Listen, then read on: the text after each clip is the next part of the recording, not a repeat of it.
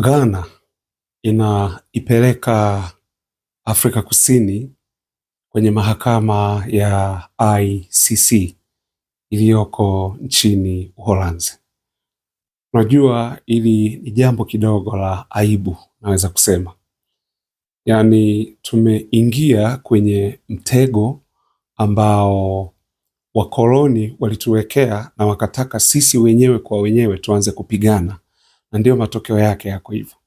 Na hata unapoona vita vingi vinavyotokea Afrika ni kwa sababu ya matokeo ya namna hii. Okay, tunapoongeza ule uthubutu wa taifa la Afrika Kusini, nafikiri mnakumbuka kipindi ambacho lilipeleka kesi ICJ kwenda kuishtaki nchi ya Israeli, hasa maana ni ICJ na ICC. ICJ yenyewe ni nchi kwa nchi, lakini ICC ni individual, ni mtu mmoja. Kwa hiyo Netanyahu akashtakiwa ICC wakati taifa la Israeli likashtakiwa ICJ kwa mauaji ya kimbali, mauaji ya watu wasiokuwa na hatia yanayoendelea pale Gaza, akiwa upande wa Lebanon na sasa hivi nchini Iran. Kwa hiyo hawa Afrika Kusini wakaipeleka Israeli kwenye mahakama hii, au kwenye hizi mahakama mbili zilizoko kule Uholanzi, na baadaye kama unavyojua mahakama ile haina meno ya kung'ata watu wakubwa. Yenyewe ilianzishwa nafikiri ni kwa ajili ya Waafrika zaidi. Nyinyi ndio mshtakiane, mpelekane huko, mkishapelekana huko basi wao waanze kuwa hukumu. Kwa hiyo iko hivyo, kwa hiyo ikapongezwa sana. Sasa hiki kitendo cha Ghana ni taifa la Kiafrika, Afrika Kusini ni taifa la Kiafrika. Sasa Ghana kuichukua Afrika Kusini ili waipeleke kwenye mahakama ya ICC ambayo iko nje ya Afrika, na sio Afrika Kusini na Ghana wakae mezani waongee, wayazungumza. Sababu ni nini hasa? Sababu ni masuala ya xenophobia ambayo inaendelea pale Afrika Kusini. Baadhi ya kundi, kwa sababu sio nchi nzima ya Afrika Kusini, baadhi ya makundi ya watu yanawafukuza wahamiaji waliohamia Afrika Kusini, ambao wao wanaita ni wahamiaji haramu, illegal migrants. Kwa hiyo wanawafukuza ili warudi katika mataifa yao, na hasa wahanga wakubwa wamekuwa ni watu kutokea Ghana na watu kutokea Nigeria, ndio wamekuwa wahanga wakubwa sana. Na sio tu kuwafukuza, lakini hili kundi ambalo linahusika na hayo mambo ni kundi ambalo mpaka linaua watu. Maona watu hawa walioko kule, hawa wa Afrika walioko pale Afrika Kusini, wameenda kutafuta maisha katika namna moja ama nyingine, wanauawa. Maona kwa hiki sasa ndicho ambacho kimepelekea Ghana ipeleke kesi ICC, na hii kesi kupeleka kule ICC ili ICC wachunguzi waje waanze kuchunguza mauaji ambayo yamekuwa yakiendelea hapo Afrika ya Kusini. Na ni nani anayepelekwa huko ICC? Sio Afrika Kusini nzima imeshtakiwa, no. Ni baadhi ya watu ambao wanaaminika ndio wachochezi wa mambo ya namna hii. Na Ghana walichokiongea, how comes serikali hii ya Afrika Kusini imeshindwaje kudhibiti watu wa aina hii wanaoleta vurugu na kuleta mauaji, naona kuleta mauaji, lakini na mambo kadha wa kadha kama uchomaji wa mali za hawa wageni ambao wako pale Afrika Kusini. Kwa hiyo iko hivyo. Ndugu zanguni, turudi sasa hapa kuwa, nakumbuka nimekuwa nikiongea lengo la manyang'au ni kutugawa ili tugawanyike, tusiwe kitu kimoja. Afrika kwanza walifaulu kuigawa ile 1884 mpaka 85. Nakumbuka mkutano wa Berlin Conference chini ya Chancellor Edward Otto von Bismarck, nafikiri mnakumbuka hilo. Ndio wakaligawa ili bara la Afrika, na matokeo yake Mwafrika ndani ya Afrika anajiona ni mgeni, hasa anapotoka nje ya mipaka ya nchi aliyoko, alafu aende nchi nyingine, kule anajiona ni mgeni. Ndio hili sasa linalotokea Afrika Kusini. Huu mtego, watu wa Afrika Kusini wameingia kwenye huu mtego, lakini huu mtego sasa watu wataka kuleta kwa dunia nzima, kwa ili bara zima la Afrika. walete huo mtego kwa bara zima la Afrika ili tuanze kupigana wenyewe kwa wenyewe.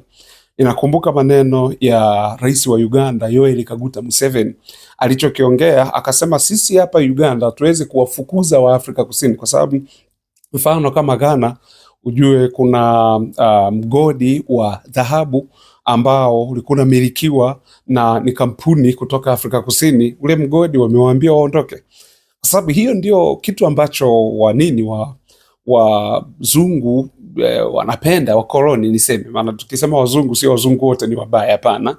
Na siku zote na kuambia hapa kuwa hatuna chuki na watu wa Ulaya, tunawapenda sana watu wa Ulaya, ila tuna chuki na itikadi za kikoloni. Hatuna chuki na Marekani, tunawapenda wa Marekani, ila tuna chuki na ubepari. Tuna chuki na ubepari ule wa Marekani, ndicho hicho. Kwa hiyo ndio maana ninakuambia hivi. Kwa hiyo isije nikiongea hivi sio kwa huyu bwana mbona ni mbaguzi, mbona anawabagua wazungu. No, siwabagui wazungu, naongelea zile itikadi zile za kikoloni, kwa sababu itikadi za kikoloni ni kuligawa bara la Afrika ili Afrika ionekane haiko kitu kimoja, Afrika ionekane ndio hivyo. Wamefaulu sasa kwa wenzetu kule wa Afrika Kusini ambao wao wanajiona sio sehemu ya Afrika. Nimesema baadhi, sijasema wote, naomba nisihukumiwe kwa maneno hayo. Nimesema baadhi wanajiona wao si sehemu ya Afrika, umeona, na wao wanajiona wana maisha mazuri kuliko maeneo mengine.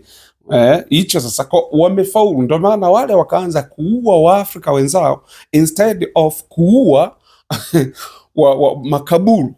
Yani badala ya kuua makaburu wanaua Waafrika wenzao. Sasa Mwafrika aliyetokea Ghana, aliyetokea Nigeria, aliyetokea Kenya, Tanzania, aliyetokea Malawi, Msumbiji, aliyetokea huko Burkina Faso, au ametokea Cameroon, Cote d'Ivoire, ametokea popote pale Afrika, anakuwaje mgeni ndani ya Afrika, ndani ya South Africa, anakuwaje mgeni? Hii ndo bara la kuambia wamefaulu kutugawa, na malengo yao inaonekana yametimia, kwa sababu ukumbuke hata makampuni yaliyoko kule upande wa pili, ukijaribu kuangalia upande wa pili, ni kwamba makampuni mengi kule yanamilikiwa na wale makaburu wanajiita Africans, au makaburu ambao wamekuja miaka mingi sana, wamezaliwa huku na wameendelea hivyo, ndio maana na wao wanajiita Africans au Afrikaners. Kwa hiyo iko sasa makampuni mengi yanamilikiwa na hawa, na wale wa Afrika Kusini ukisema ukweli ni wavivu mno kufanya kazi. Kwa hiyo mtu aliyetoka nje ya Afrika Kusini ameenda pale kupambana, hata watu watoka Zimbabwe kwenda pale. Mtu ametoka huko alikotoka Zambia, Zimbabwe, ukija Tanzania wako Afrika kule Afrika Kusini, Malawi, ukija Kenya, upande sasa huko uende upande wa Nigeria, uende upande wa Ghana, wakiingia pale wanapambana kwa nguvu, kwa sababu anajua kilichonileta hapa ni nini. Na hata wale mabosi wa hayo makampuni, kwa mfano kampuni za usafirishaji, wanakuwepo madereva let's say kutokea Zimbabwe, labda tuseme, wale wameenda kuajiriwa pale Afrika Kusini, wakitoka pale wanatakiwa wapeleke mizigo labda Zimbabwe, na ni safari ya kama mwezi mzima, wanaenda vizuri na wanarudi vizuri. Lakini sio Afrika Kusini. Afrika Kusini anaendesha siku moja ya pili, ametelekeza gari la watu, anarudi kwenye nini? Kwenye familia yake. Sasa mimi nimemkumbuka mke wangu. Ndio maana sasa yale makampuni ya kule wakawa hawataki sana hawa wazawa, kwa sababu wazawa kwanza kuna uvivu na mambo kadha wa kadha kama hayo.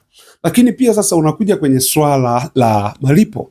Swala la malipo, anapokuja mtu ni foreigner, inabidi yeye kiwango chake kinakuwa kiko chini tofauti na yule mzawa wa pale. Kwa haya ndio ambayo mambo yakawa yamepelekea kuundwa kwa kundi la watu ambalo likasema lenyewe linaamua kupigania haki za wa Afrika Kusini.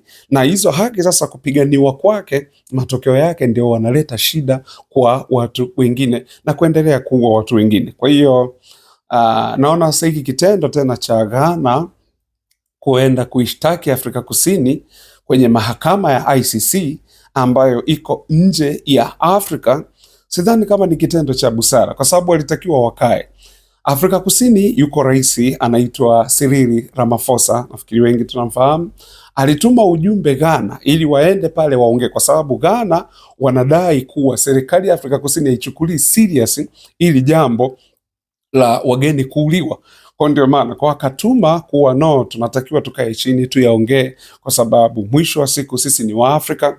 Kwa hiyo tusipokaa chini na kuweza kuongea, matokeo yake tutaanza kupigana wenyewe kwa wenyewe, alafu inakaa haikai sawa. Lakini bado ikawa. Lakini nikwambie ni nani ambaye amefurahia hiki kitendo cha Ghana kuipeleka Afrika Kusini mahakama ya ICC? Ni taifa la Israeli. Hawa ndo wamefurahia sana, kwa sababu kumbuke, kama nilivyokuambia mwanzo, kwa Afrika Kusini imeipeleka Israeli kwenye mahakama ya ICJ na ikini imemshtaki Benjamin Netanyahu kwenye mahakama ya ICC kwa mauaji ya kimbali ya raia wa Palestina, kwa sababu Afrika Kusini wanasema tuna share historia sisi na Palestina, kwa maana kuwa makaburu waliingia Afrika Kusini wakaivamia Afrika Kusini. Lakini pia hata hawa Wayahudi, mnakumbuka kuanzishwa kwa taifa la Israeli mwaka 1948 waliwakuta pale wa Palestina. Kwa hiyo kitu ambacho kinaaminika kuwa hawa Wayahudi wameenda kuvamia taifa la watu, kwa hiyo tunafanana. Ndio maana unaona wamekuwa wakipigania sana na hiyo kuthubutu kuishtaki Israeli kuipeleka hii mahakama ya ICJ. Kwa Israeli kwa kitendo cha Ghana kuishtaki Afrika Kusini kwenye mahakama ya ICC wamefurahia sana sana. Mahakama ya uhalifu wa kivita wamefurahia sana sana. Kwa hiyo ndivyo, lakini kama nilivyokuambia, wanaotakiwa kushtakiwa ni baadhi ya watu ndani ya Afrika Kusini na sio Afrika Kusini nzima. Ni kama nakumbuka mtu mmoja alikuwa anaitwa Jean Bosco Ntaganda ambaye alishtakiwa mahakama ya ICC kwa mauaji ya Wakongomani wengi sana, na watu wengine kama Jean Pierre Bemba nafikiri naye unakumbuka aliwahi kushtakiwa. Lakini Kenya hapa William Ruto pamoja na Uhuru Kenyatta waliwahi kushtakiwa kwenye hiyo mahakama.